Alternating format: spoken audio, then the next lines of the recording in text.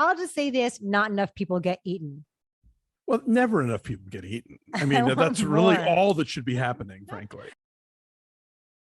Welcome. Great to see you guys. And for those of you who are new around here, it's so fantastic to have you. You guys, our RRR review was very popular.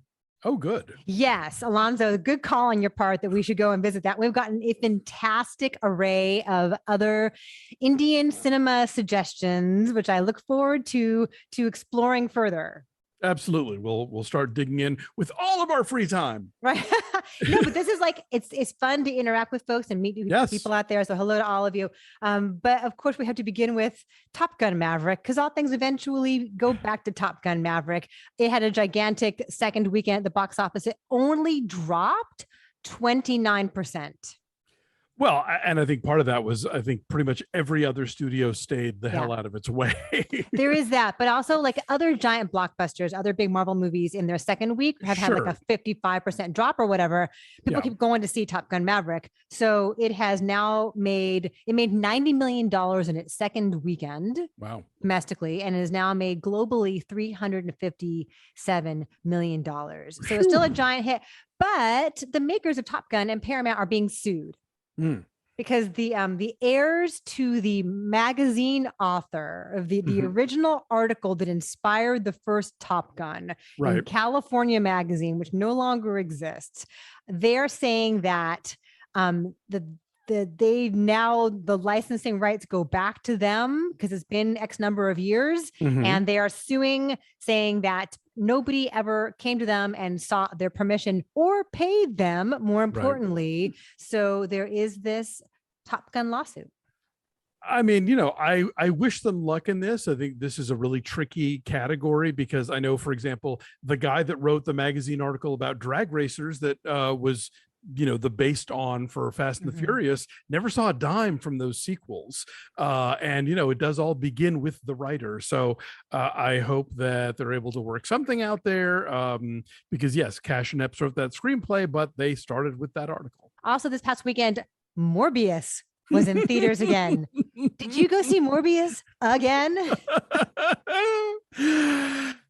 It is amazing to me how people at major studios apparently don't understand how memes work, or they don't understand how to translate internet enthusiasm buzz into ticket sales. You know, remember Snakes on a Plane? Yes. How everybody had such a fun time talking about Snakes on a Plane, and they thought, oh, this is going to open huge. Yes. And it didn't, because there were people who wanted to see Snakes on a Plane, and it was fun. I like that movie. But just because people thought it was funny to goof on the existence of Snakes on a Plane didn't mean they were going to run out opening weekend to see it.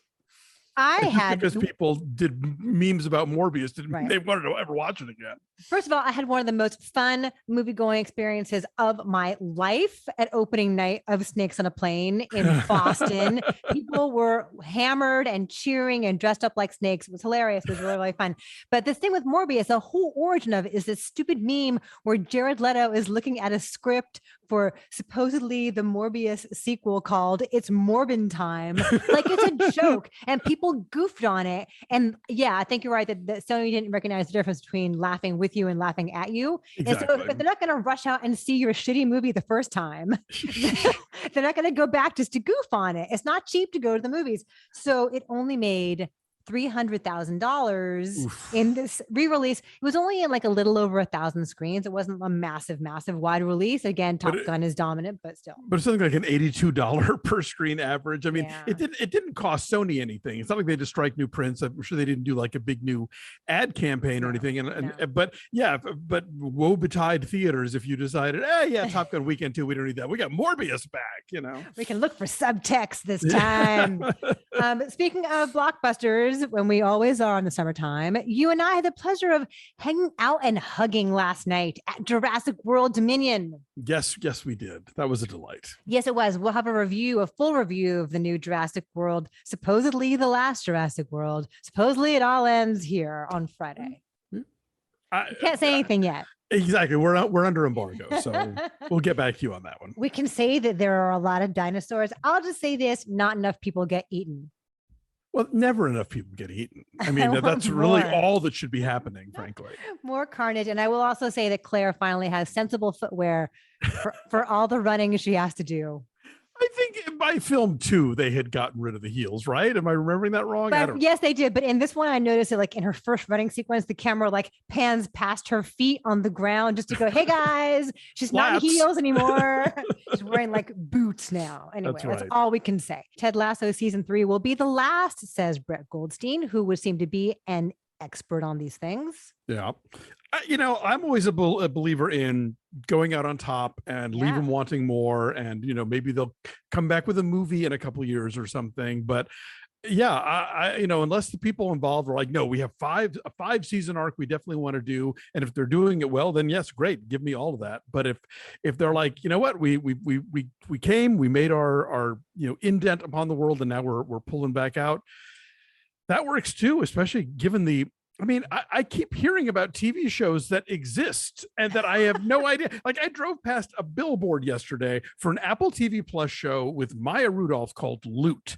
Have you heard of this show? I have not. It premieres like soon, apparently. Oh. First time hearing of it. Like, there's just too much TV in the world. There is. We get to as much as we possibly can on our Patreon. We do. We get to lots of good stuff like Obi-Wan, and we're going to do a Miss Marvel this week, and Stranger Things, of course. But yeah, Yes. there's always something else like, you guys should do this, you guys should do that. And we would love to. Neve Campbell will not be in Scream 6 because I call shenanigans. I mean, like, they're not paying her enough. Like, give her whatever she wants. Yes, she Right? is the fucking franchise at this point. Like, that's insane. I don't even get what the studio number crunching is that and I'm sure she's not asking for like the moon and the stars, but it's like she's asking for what she has earned at this point as being a franchise, mainstay. That's ridiculous. I agree. And I wonder if the massive outcry that now exists will change that. Like, will they back up the Brinks truck now? Yeah, maybe it's the Bender effect, I think we should call it. Maybe, but did you see though that he didn't get a raise?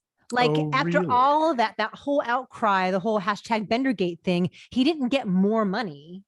He just agreed to come back for what he was already getting. Yeah.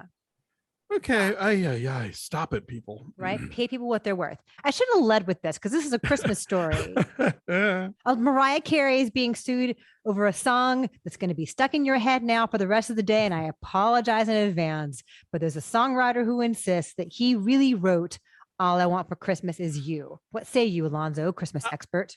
He's had some time to file this suit. That song's been around for what, 25 plus years at this point? 1994 it came out, so nearly 30 years, right? Yeah, that's bananas. I mean, like, I don't know. I don't know the details or the specifics, but it seems a tad hinky to me that you would wait 28 years and be like, oh, hey, you know what?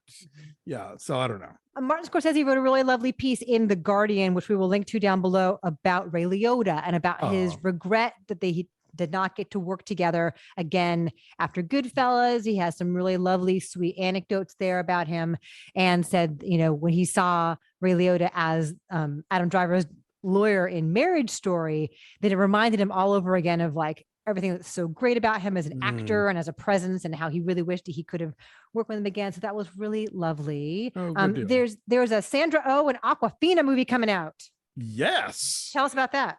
I'm super excited because it is directed by the great Jessica Yu, who I actually met her the very first year that I went to Sundance. She's a lovely person and a super talented filmmaker. She directed Breathing Lessons, the Oscar-winning short film, which was later turned into a feature film with like Helen Hunt and John Hawkes, I want to say. The Sessions. Right. Is he paralyzed? Yes. And she's a sex therapist? Yes. Yes, I remember this. Yes. Jessica directed the original short. She did the Henry Darger documentary that was really cool. She directed some episodes of Fosse Verdon. Cool. She's like just super talented. I'm always excited when she's got a new project. And so, yeah, she is teaming up Sandra Oh and Aquafina, and the supporting cast includes like Holland Taylor and Will Ferrell. And this just all sounds like, yes, I'm in. The Northman, if you missed The Northman in theaters, or you just want to enjoy it from the comfort of a much smaller screen, The Northman is now streaming on Peacock, the way I'm totally certain Robert Eggers does not want you to see it. Well, look, this is all roads lead to the home screen. So, sooner or later it was going to get there. So yeah, if you missed it in theaters, I do recommend this movie. I had a blast. And so, yeah, at home, not the same, but it'll do.